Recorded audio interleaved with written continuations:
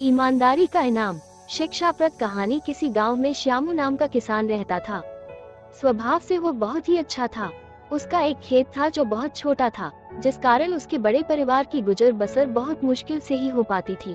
श्यामू अपने खेत में बहुत मन लगाकर काम करता, लेकिन खेत छोटा होने के कारण काम कुछ ही घंटों में खत्म हो जाता था। उसके बाद वो खाली रहता था।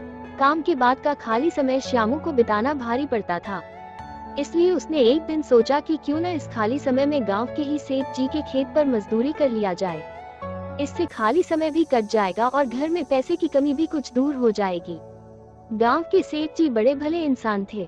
श्यामू जब उनसे काम मांगने गया तो सेठ जी ने कहा, तुम्हें मेरे खेत पर मजदूरी करने की जरूरत नहीं है। आज से मैं पूरे खेत की जिम्मेदारी तुमको देता हूँ। जो भी फसल होगी आधा मुझे दे देना और आधा तुम ले जाना।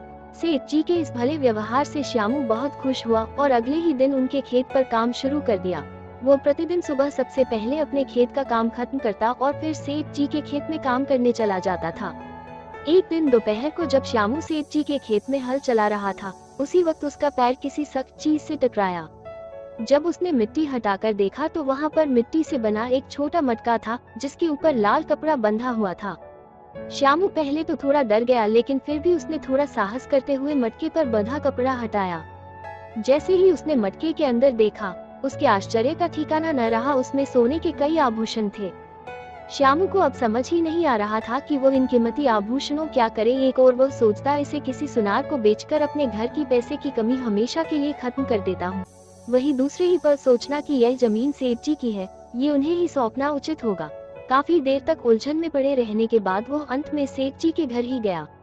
उसने सेठ जी को सारी कहानी बताकर मटका उन्हीं के सामने रख दिया।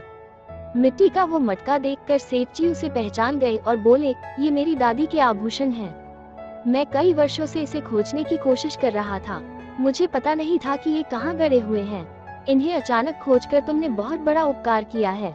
तुम्हें इस काम के लिए कोई बड़ा इनाम तो मिलना ही चाहिए। सेठ जी, मुझे आपने अपने खेत पर काम दिया, यही बहुत है। अब मुझे कोई इनाम नहीं चाहिए। श्यामू ने सेठ जी से हाथ जोड़कर आग्रह किया। फिर सेठ जी ने कहा, श्यामू, मैं जानता हूँ तुम बहुत मेहनती और ईमानदार हो, लेकिन इनाम तो तुम्हें स्वीकार करना ही होगा। सेठ जी थोड़ी देर रुके और फिर कहा, मेरे जिस खेत पर तुम काम कर रहे हो, आज से वो तुम्हारा है। तुम उसके मालिक हो।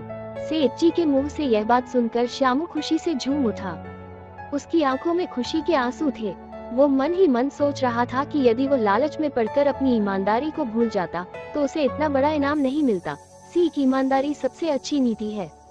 थोड़ी सी लालच के लिए किसी के साथ बेईमानी नहीं करनी चाहिए। अगर आपको ये कहानी अच्छी लगी है तो इस वीडियो को एक लाइक करें और चैनल पर नए हैं तो चैनल को सब्सक्राइब करें। धन्यवाद।